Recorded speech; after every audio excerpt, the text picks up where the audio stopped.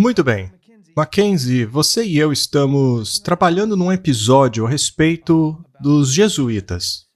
Ele aborda a história dos jesuítas e também fala a respeito de onde eles estavam durante a fundação da América, que tem que ver com algumas coisas que estavam acontecendo com Abraham Lincoln e que vem até os dias de hoje. E neste processo, nós temos coletado, você sabe, artigos, clips e coisas assim. E aí nós nos deparamos com o vídeo que vamos mostrar hoje. Depois de vê-lo, a gente concluiu que tinha que mostrá-lo. Então hoje vamos fazer um comentário sobre o quão bem conhecido é o relacionamento entre a Ordem dos Jesuítas e o presidente dos Estados Unidos. E o fato de que o Papa Francisco é o primeiro Papa jesuíta da história. Mas muitas pessoas não entendem isso. Então, Mackenzie, será que você poderia começar nos explicando quem são os jesuítas? Bem, este foi um clipe muito interessante e é por isso que quisemos comentar sobre ele.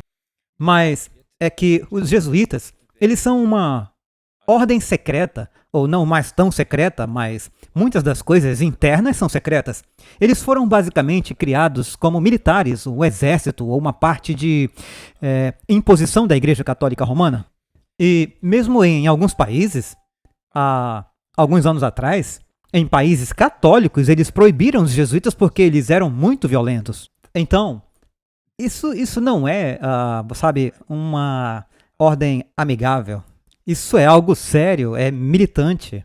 E o fato de que as pessoas não estão sabendo disso, sem conhecer a história, sem conhecer o propósito dos jesuítas, só o fato de que, eu acho que nós já falamos disso no podcast anterior, mas o juramento jesuíta diz exatamente em si o que eles são.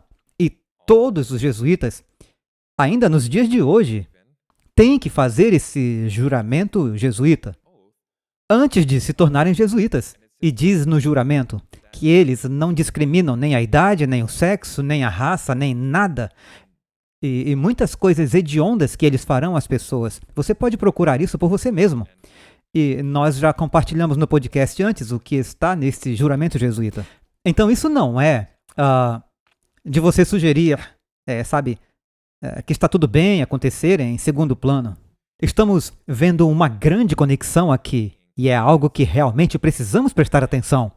Então, quando o Matt trouxe este clipe, nós dissemos imediatamente, precisamos falar sobre isso e precisamos compartilhar isso, porque mostra a conexão entre tudo isso. Sim, ele mostra a profundidade das conexões dos jesuítas. Bem, nós vamos assistir a um comentário da Rachel Maddow. Ela é considerada uma das 5 maiores comentaristas lá nos Estados Unidos, entre pessoas como Tucker Carlson, Hannity e por aí vai. Hoje em dia, os comentaristas são muito apresentados na mídia, mas a questão é que até mesmo a Rachel Maddow enxerga um relacionamento especial entre o Biden e o Vaticano, também fazendo contraste com o John Kennedy. Nós já falamos um pouco sobre isso aqui também. Então, vamos dar uma olhada no vídeo e falar um pouco sobre o que ela está dizendo. Nós queremos que as pessoas tenham a chance de ver como é íntima a relação entre os jesuítas e o líder do mundo livre, ou seja, o Biden, como presidente dos Estados Unidos da América. E, aliás, a Bíblia nos manda ficar de olho nos Estados Unidos, pois no futuro esta nação passará a defender a implementação de princípios romanos como lei. Então, vamos dar uma olhada.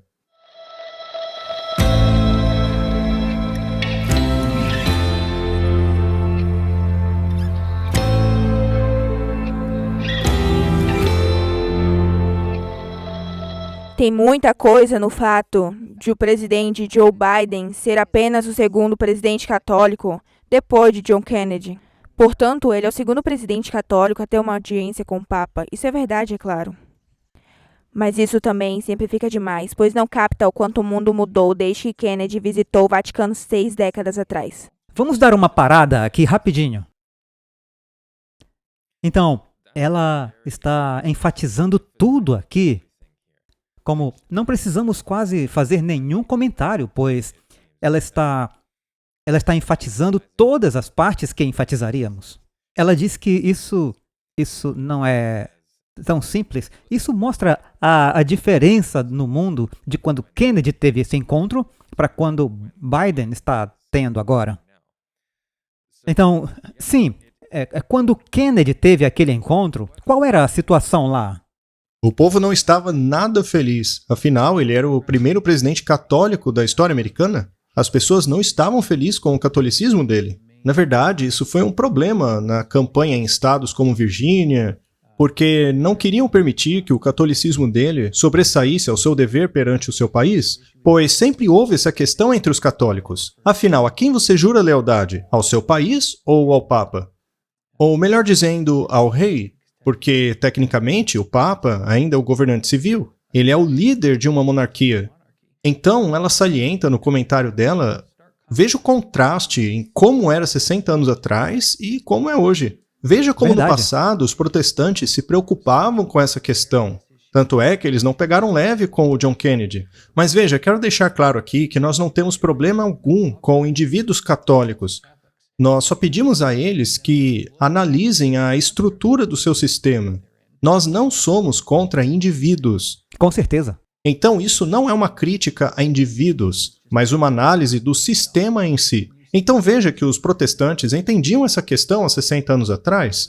Então, veja só o contraste entre como era antes e como é hoje. Veja como foi com o primeiro presidente católico e veja como é hoje. Veja a transformação que sofreu o protestantismo. Totalmente mudado. Hoje, o protestantismo demonstra simpatia ao catolicismo a ponto de vermos o que a comentarista vai mostrar para nós. O contraste é enorme. Sim.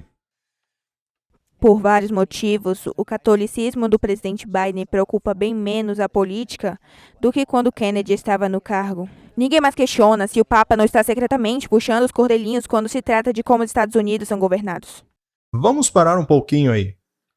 Veja que a questão-chave de o povo ficar preocupado com John Kennedy e o seu catolicismo é essa aí mencionada por ela. A de que o Vaticano poderia estar secretamente governando os Estados Unidos através de um presidente católico. E o que ela diz é que hoje em dia ninguém tem essa preocupação mais. Mas será que Roma mudou? Será que hoje em dia não precisamos mais ter essa preocupação?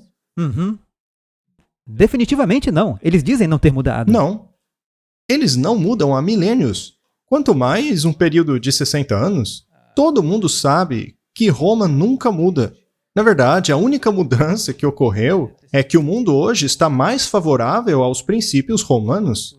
Sendo assim, eu acho justo perguntarmos se o papado ainda teria suas mãos controlando as coisas. Visto que o Biden é um praticante católico, será que ele tem que confessar ao padre dele? Sim. Com certeza. Então, quem é esse padre? Nós sabemos que ele se chama Leo O'Donovan, Padre Leo O'Donovan, e, coincidentemente, ele é um padre jesuíta.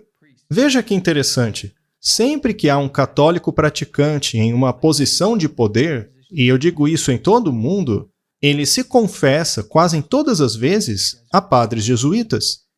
E Leo O'Donovan fez a oração de abertura para o Biden quando ele fez o juramento, no dia de sua posse.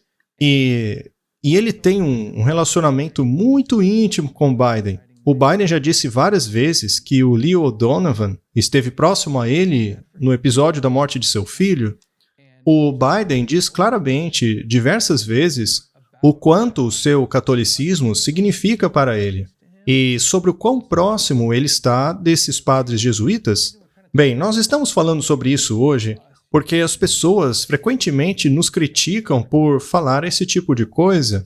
Coisas como os jesuítas.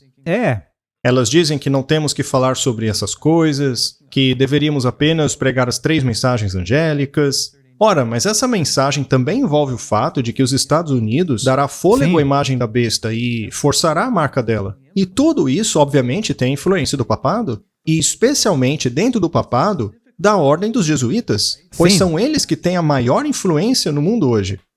E é por isso que vamos, em alguns episódios mais à frente, ler um documento que está passando pela aplicação da lei do domingo no sentido religioso.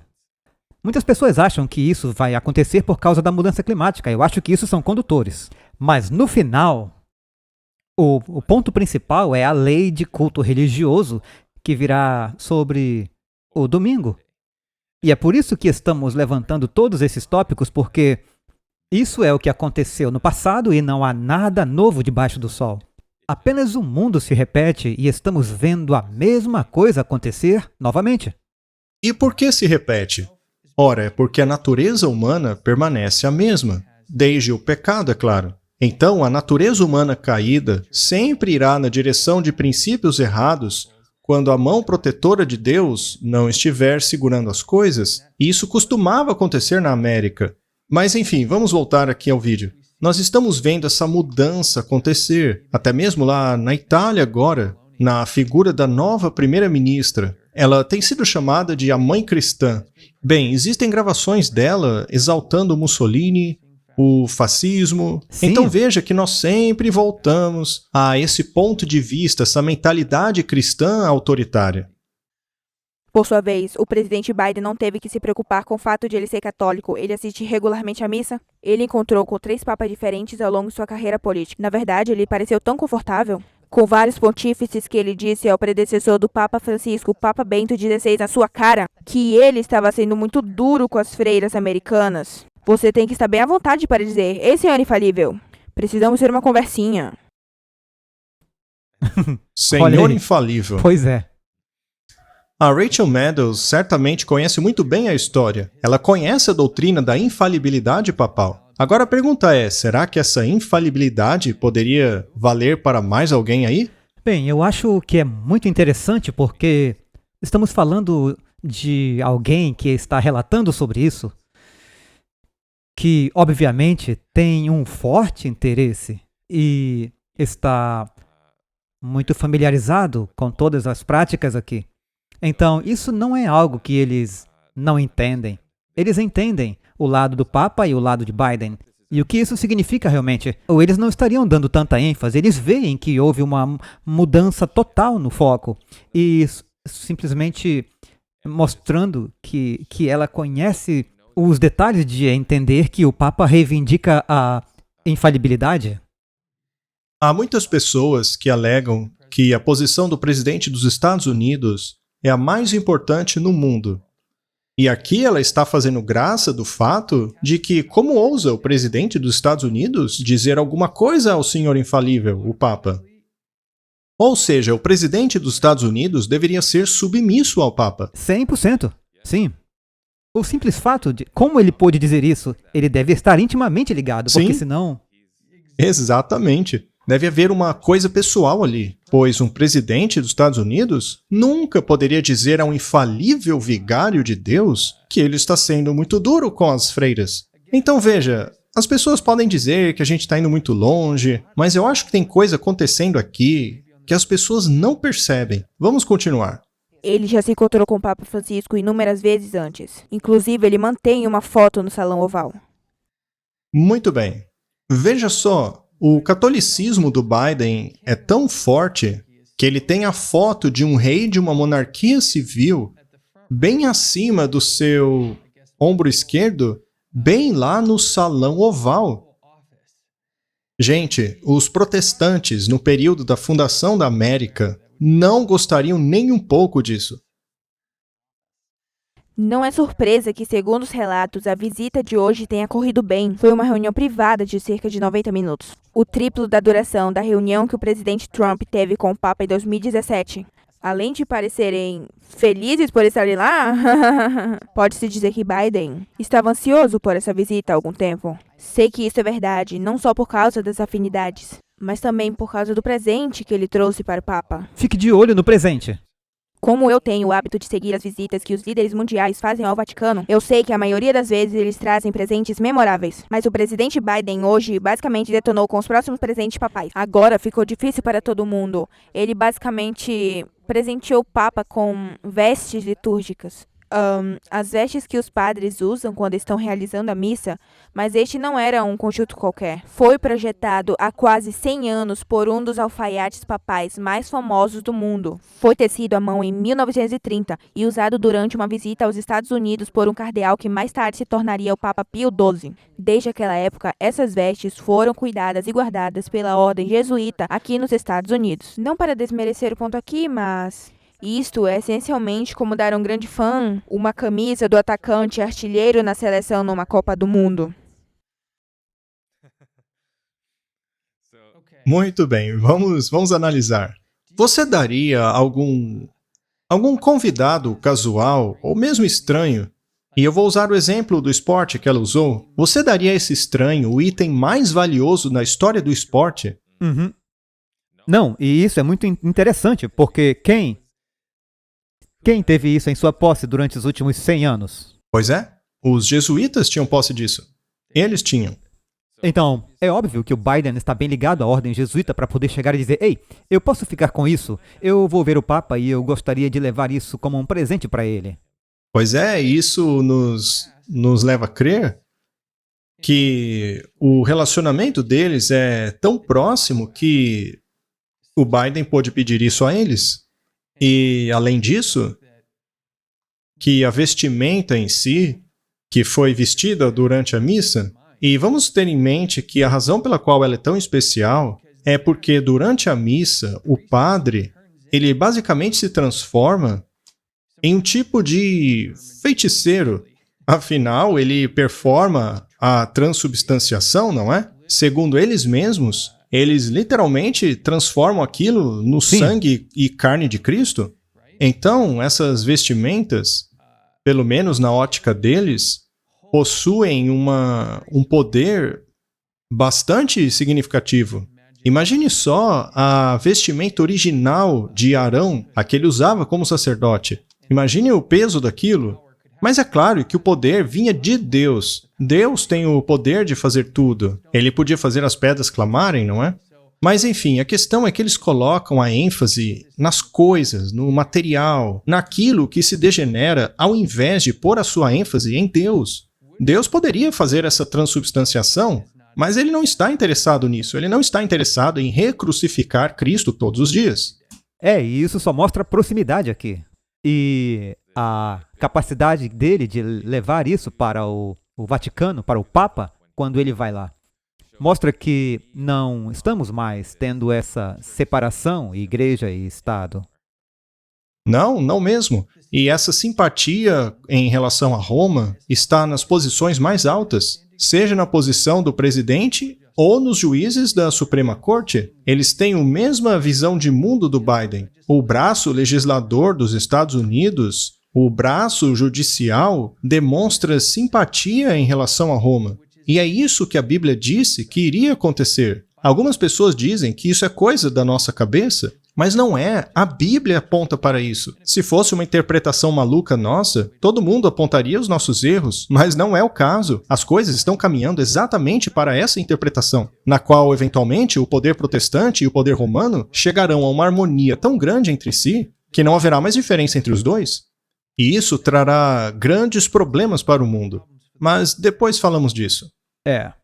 Os próximos líderes mundiais devem ver seus presentes com antecedência ou vão passar vergonha. Nada de errado, mas este foi o presente. Não tente. A presidência e a política em torno da religião e do catolicismo em particular mudaram muito desde que Kennedy se encontrou com o Papa Paulo em 63. Temos provas disso hoje ao ver o presidente Biden sentado com o Papa Francisco. Por todas as formas de que essa relação mudou entre um líder católico e o líder dos católicos no mundo. Essa é uma bela afirmação. Pelo líder católico Biden e um líder dos católicos do mundo. Sim. O Papa. Isso coloca o Biden em qual posição?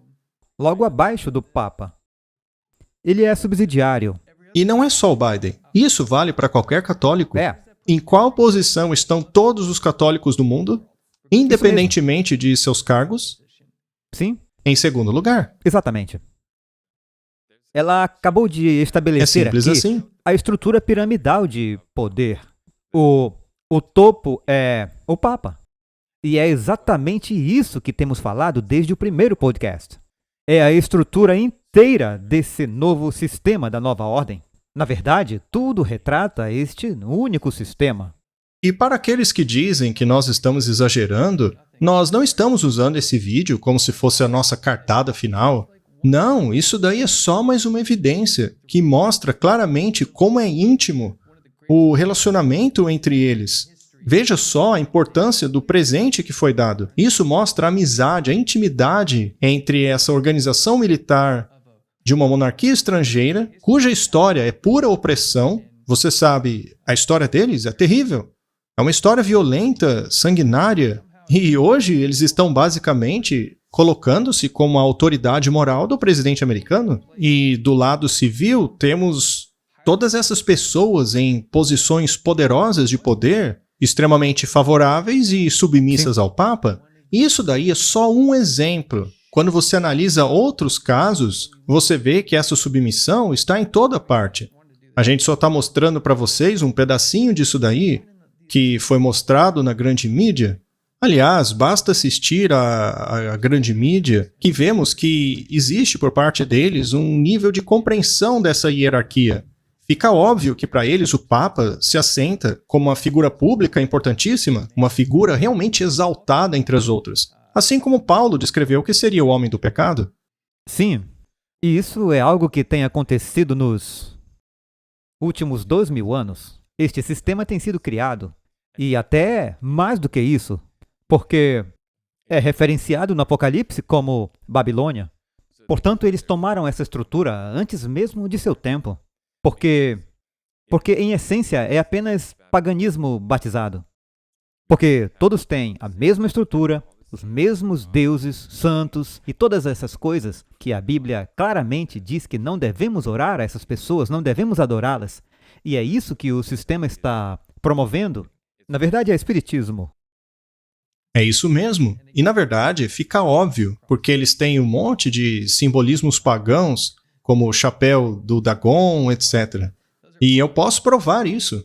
Posso mostrar como essas coisas eram utilizadas por sacerdotes de outras religiões, mesmo antes do Vaticano. E é isso que faz o simbolismo. Ele deixa uma mensagem, e você pode rastrear essa mensagem até os tempos do sacerdócio pagão de Horus, de Tammuz. Enfim, a lista de elementos pagãos é muito grande, mas basicamente eles são apenas sacerdotes pagãos, sacerdotes vestidos de cristianismo. Mas vamos terminar de assistir ao comentário dela. Dentre os desafios que nosso mundo enfrenta, nas leituras da reunião de hoje, soubemos que o presidente Biden e o Papa Francisco falaram muito sobre o que já esperávamos. Defesa dos pobres do mundo e as pessoas que sofrem perseguição. Mas algo virou o centro das atenções durante a reunião. Algo que 60 anos atrás não teria tido nenhuma evidência. Os dois, aparentemente, dedicaram grande parte da conversa à crise climática. A necessidade e a responsabilidade moral que ambos acreditam têm de lidar com essa questão. Responsabilidades morais em que os dois acreditam. Pois é. Se quiséssemos elencar a coisa mais perigosa da mudança climática e de seu relacionamento com as religiões, é essa questão da moralidade. É. E quem define essa moralidade é ainda mais importante. Exato, e nós sabemos que essas definições morais são baseadas no ensino social católico e não no ensino social protestante. O ensino social católico será defendido por todos os líderes mundiais que têm essa mesma visão. Então eles não perguntam uns aos outros o que você acha que é moralidade e você. Não, eles te apresentam o que é moralidade. Uma moralidade baseada no ensino social católico, que coloca o Papa acima de todos os líderes do planeta. Então, no fim das contas, eles só estão impondo essa estrutura. Estrutura essa que eles defendem já há um bom tempo. E nós só queremos mostrar isso a vocês porque é apenas mais uma peça no quebra-cabeça, mais um sinal de que estamos nos aproximando de tudo isso. E devemos estar acordados, muito acordados e conscientes do que está acontecendo para que saibamos o que devemos estar fazendo e para que não sejamos pegos desprevenidos quando todas essas coisas começarem realmente a acontecer. Sim, para não ficarmos ansiosos, mas sóbrios conforme essas coisas começam a acontecer. Não podemos ser levados pela emoção, porque é isso que Satanás quer. Ele quer que tomemos decisões levadas por emoção, quando, na verdade, deveríamos tomar decisões fundamentadas em Cristo, e não em ondas e modismos. Muito bem. Então, eu espero que consigamos fazer mais comentários como esse, em que comentaremos notícias desse tipo. Então, por favor, se subscrevam, compartilhem, deixe uma mensagem para outras pessoas e não perca o nosso futuro episódio a respeito da Ordem dos Jesuítas. Ele será muito abrangente e detalhado. Eu sei que vocês vão gostar. Muito obrigado e nos vemos no próximo episódio.